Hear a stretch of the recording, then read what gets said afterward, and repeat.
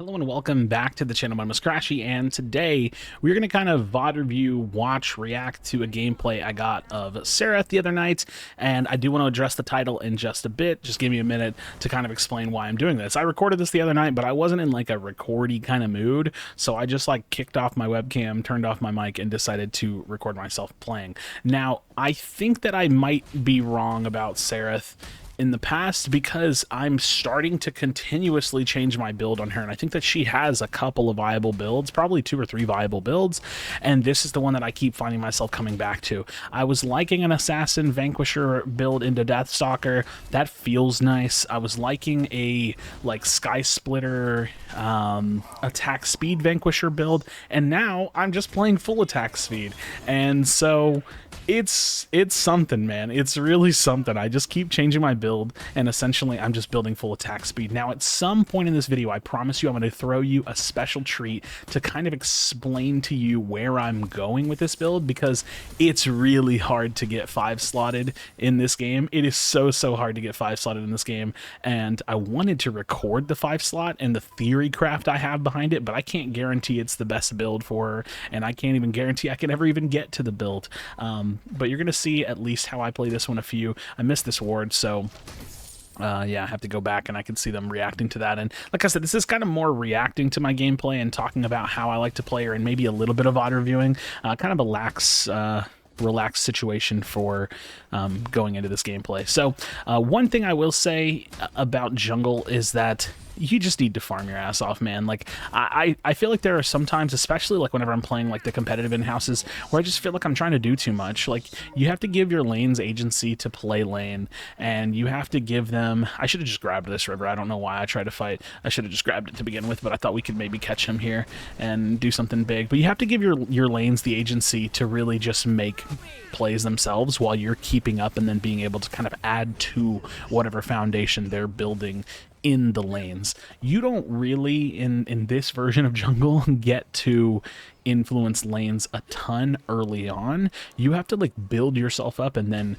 influence lanes. So we cleared our red side, we made an appearance in mid river, and then now we're doing our blue side. And like I said, we're going into a full carry build.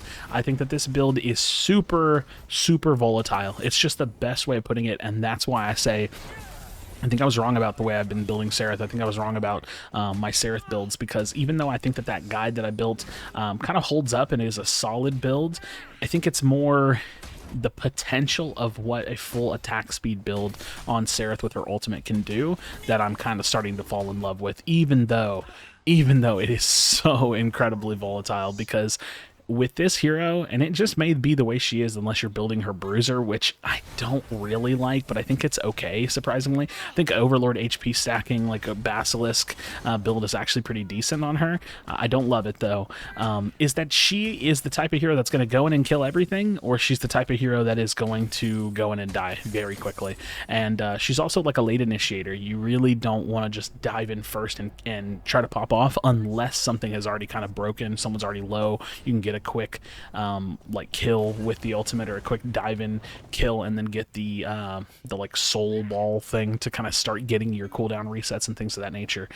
So waited till, what was it, 1050, 1150 gold to go back and grab the bow. I forget carry name items and even the cost, as you can tell, because I'm not super familiar with carry items, even though I should know more about this one because of Sky Splitter. But we are going to go Sky Splitter first, and now I'll tell you why I think I like Sky Splitter first more than Stormbreaker first. I like Sky Splitter first more because Sky Splitter gives you more presence and more threat on clearing an objective than Stormbreaker does. But I do think, I haven't fully tested it and like timed it out, I do think Stormbreaker will give you faster clear time. So Stormbreaker, I'm pretty positive about this, will give you faster clear, where Sky Splitter will give you faster kill time on an objective earlier. So if you have an opportunity, and I may even do it in this game, I do it a lot with Serath, I do it a lot with Chimera. If you have an early Sky Splitter, then you have the potential to like get someone low, mid, jungle, dual lane, and then just take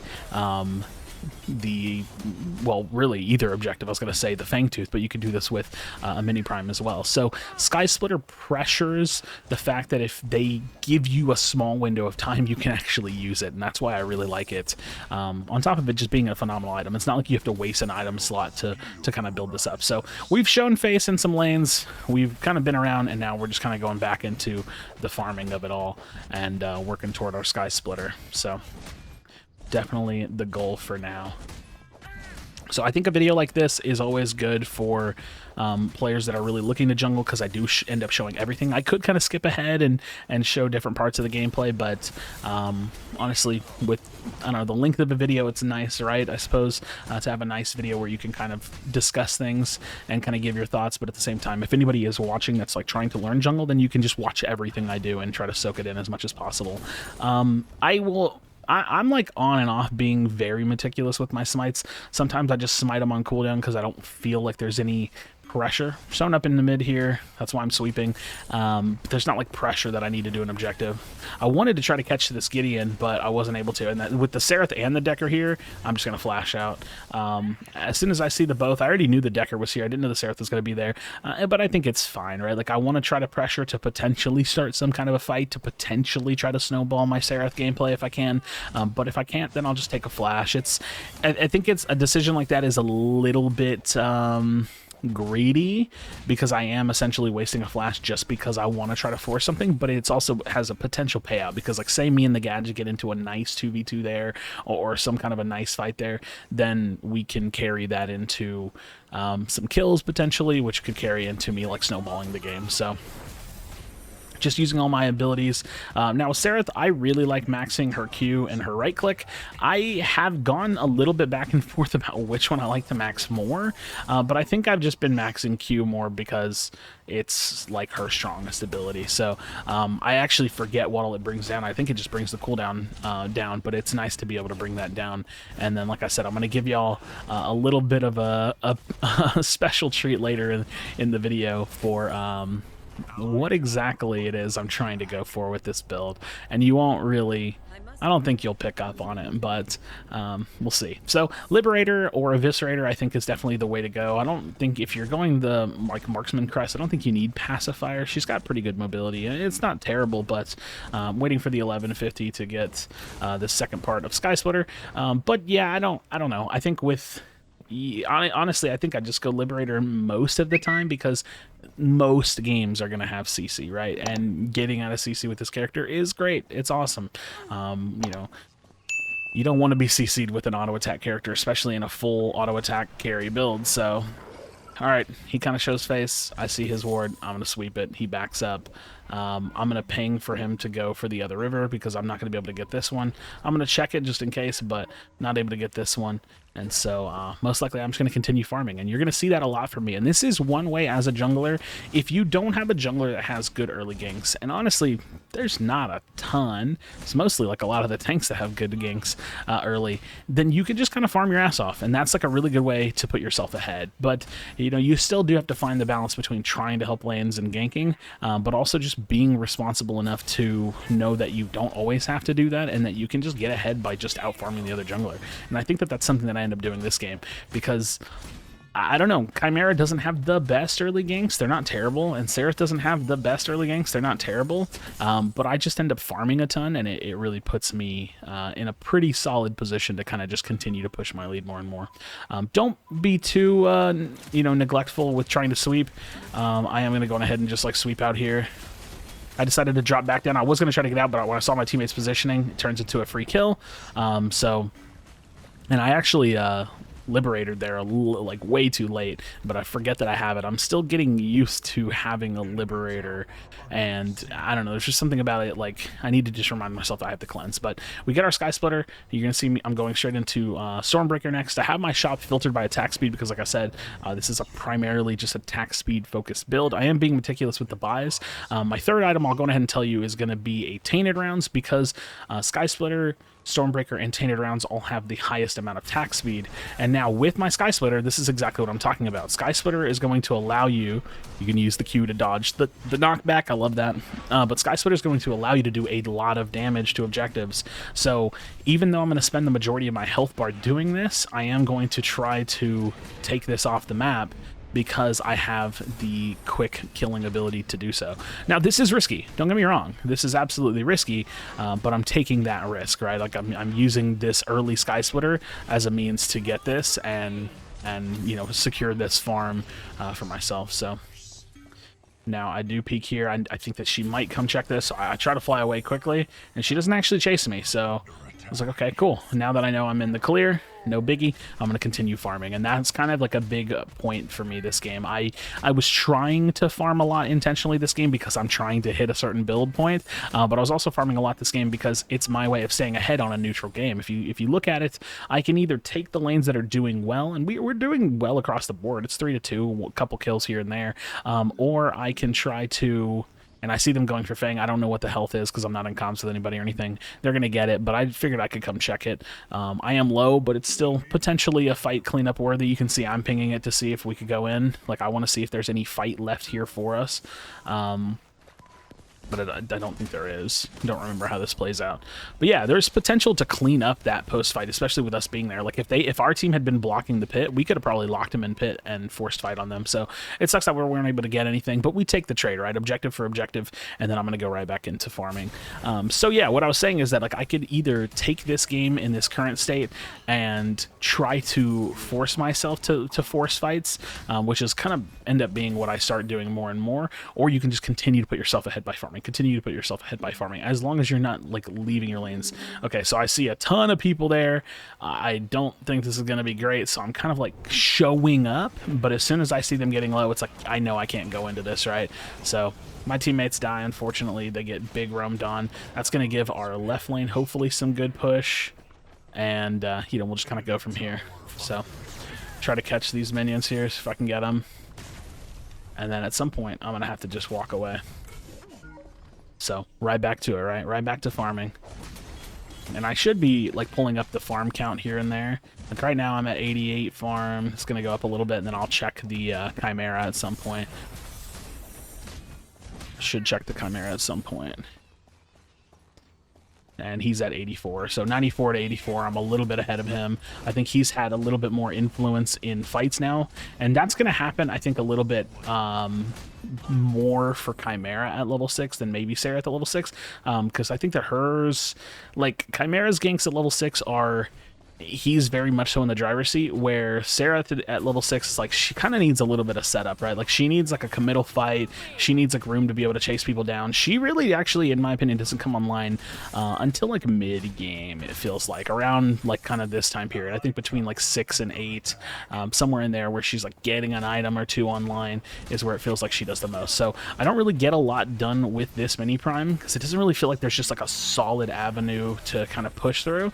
I was hoping we could do essentially what the other team did, where, you know, we get some kind of a roam, even if it's just like a 3v2 roam, and we could, like, shove out the duo and then take out duo lane, but we'll just take that as, like, an objective trade for farm. Now you're gonna see me back go for my items, and then we're gonna kind of, like, ramp this game up more and more, and you'll see what I mean. So as we get a little bit closer to the game, like I said, I'll cut into a video clip that I have recorded to show you what I'm thinking with the build. And now, this is really good position, because I see that my team is pushing, I see that they're getting kills out of duo lane, and this gives me the option to push mid, right? Like, I can either at least forcibly make them miss some farm, I can get some additional farm for myself, I can put some damage on this tower, and I actually think that I kind of overstay and make a mistake here. It's probably just bad decision making with Serath, because I'm still, you know, trying to, like, master her out some, but I'm trying to push this down. This tower is low.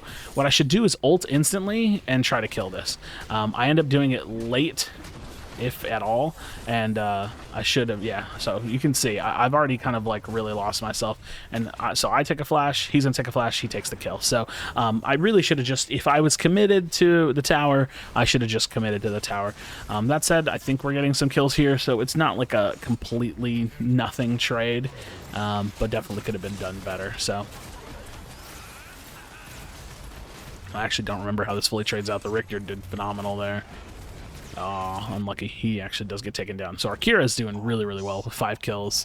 Has been able to get themselves into a lot of fights, and probably a big, or not probably, is a big reason why I'm able to just farm out a lot this game. Like I said, if it wasn't so neutral, and that's just 8 to 7 in kills, I would have to be a little bit more involved, but instead I've been able to farm. So 103 to 122 in farm gives me the ability to kind of keep myself ahead, and then hopefully be, you know, ready for some of these objective fights whenever they actually do come up, where I can actually be involved. All right, we clear the camp. We continue farming. You can see my early ping on Fangtooth. Like I always say, it's super important to ping early because you want people to know that it's coming up. If you don't ping early, they're going to be late. If you ping early, they're still going to be late. So ping it early, you know what I mean? So let people know that that's the intention, right? At 1 Fangtooth for them, not terrible. You don't really want to give them a second, so I'm going to try to jump in on the Gideon. I really like this kind of behind the mid lane gank. Even though it uses my E, if I can get to him, I can at least stick some damage on him. And I actually get this ward for free just because I'm close and I have some attack speed. So yeah, if it's not Gideon, I'm going to get damage on the character. If it is Gideon, yeah, he gets to get out, and I wasn't able to stick any damage on him. So I don't know that they see me here, so I'm going to dive in. I'm going to pop my ultimate, and I actually tried to Q her, but he actually lands the hook. So my ultimate and my Q just kind of go to clearing wave at this point. But that's really good because we get that pick. I can jump up, grab this orb, and then I can go straight for the Fangtooth. So getting the pick should give us reasonable numbers that we can take this, right?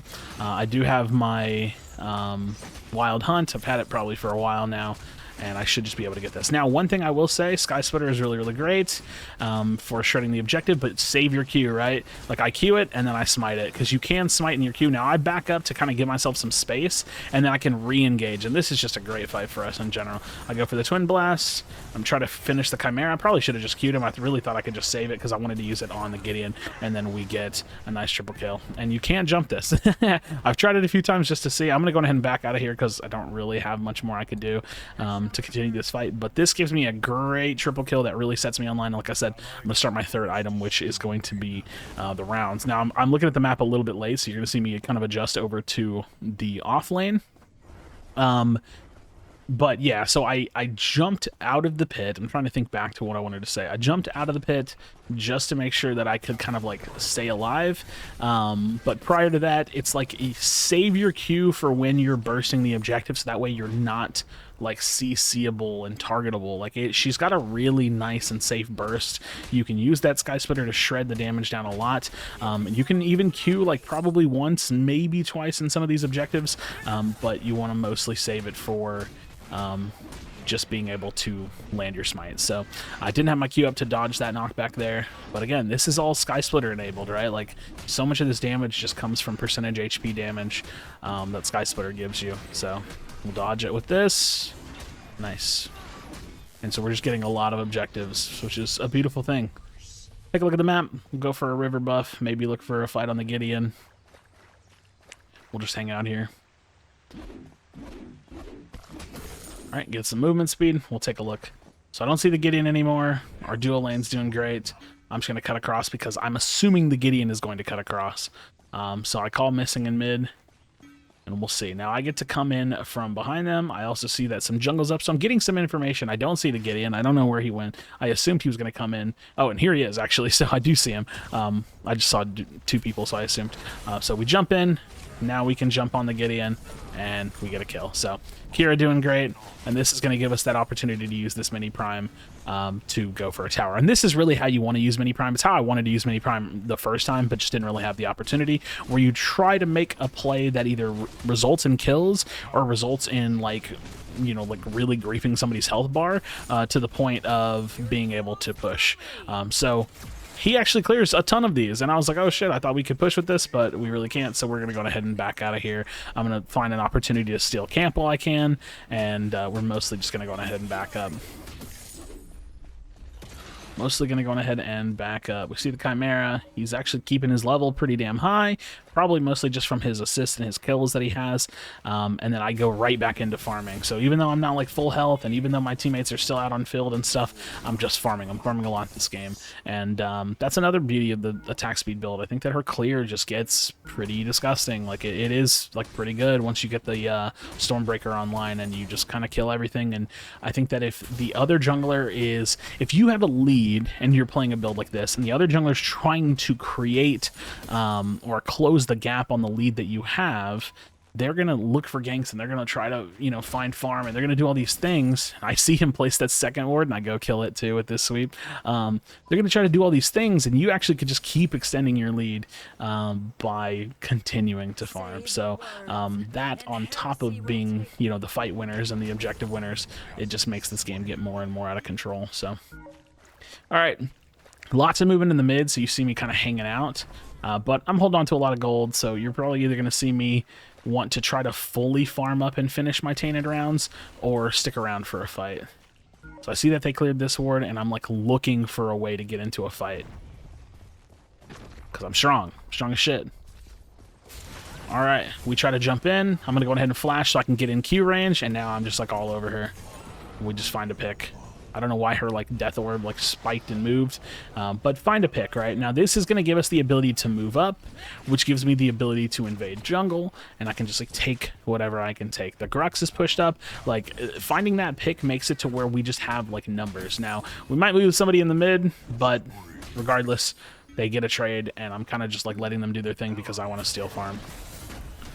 This puts their jungler further behind. It further steepens my my lead, and then I'm out of here. So now I have enough to full buy my tainted rounds, and after full buying the tainted rounds, I'm going to go on ahead and take y'all into the clip. So I'm going to pause here, take you into the clip, and show you what I'm thinking about this build, because 4 slot, not too crazy. 5th slot, pretty crazy. All right, enjoy it. All right, here we are. Yes, the 5th slot that I'm going for, 4th and 5th slot that I'm going for are Ashbringer and Prophecy. Now, let me explain, because I know that you're getting nothing off the 70 magical power. You are going to gain ability haste equal to 30% of your bonus attack speed, which is going to be a little bit more than 58 ability haste on top of the Chrono Strikes and Clockwork passive, which basic attacks against enemy heroes grant a stack of Clockwork and decrease your current basic ability cooldowns by 0.2 seconds for each stack of Clockwork you possess.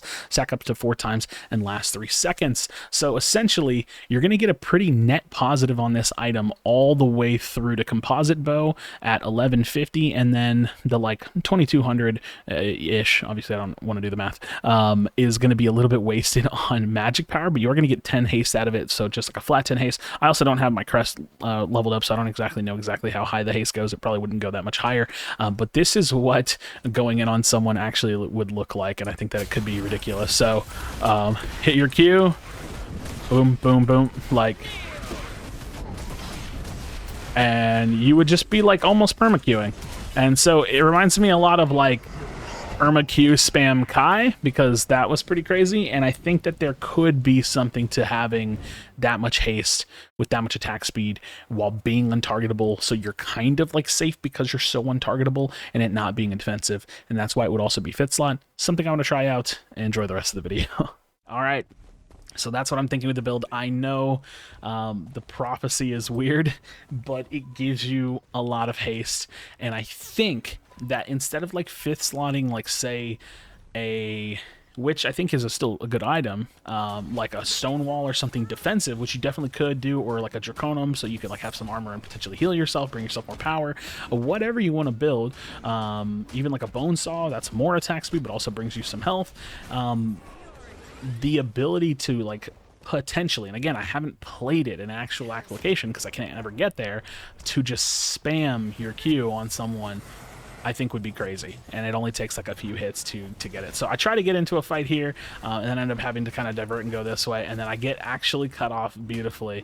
And I remember like getting frustrated by this camp for some reason. I just keep like not finishing it. I keep thinking it's gonna die. And I was like, okay, bro, this is annoying. Now, if the Chimera wants to fight on me, I instantly dodge his ult just by using the Q early, which I feel like he didn't really have to do, but we're just too strong, and he continues to try to like force a 2v1, which really makes no sense. So, but yeah, so that build, the 5-slot full attack speed, but also creating and building haste.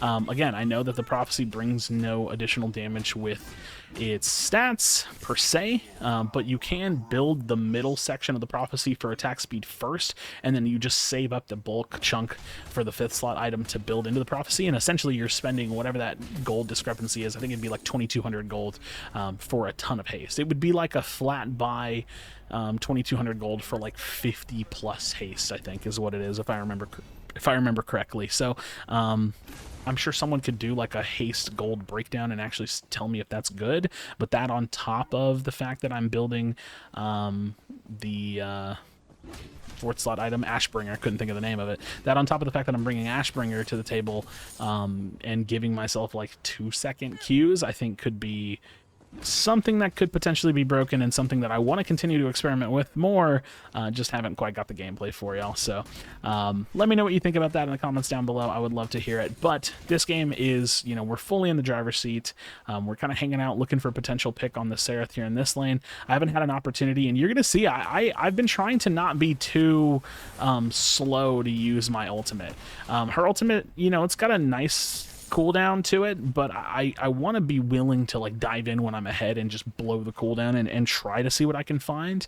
And I've had a couple of opportunities, or a couple of times in this game, where I thought I could create an opportunity and wasn't able to do so. So I try to get to the Grux, I can't make it to him, and without my ultimate I don't think I really have much of a winnable fight here. So I'm just going to back up, and we're going to kind of see what they're going on to or like see if he's doing anything crazy. Oh, I do remember I report this guy AFK because I genuinely thought he just quit. I think he comes back, so my bad for reporting him AFK, but I just assumed the guy quit, and I was thinking, man, this would be a good video. I hope he doesn't stay AFK forever, but I do think he comes back. So now we're chasing out the Chimera because our team kind of catches him in jungle. And yeah, he flashes away. Now I'm going to chase the Serath. This is a huge mistake. If I'm queued on you, don't use your E. You got to wait for it to end so that way you can actually create that distance. So she kind of misplays herself there. And yeah, unfortunate. Unfortunate that she did that, for sure.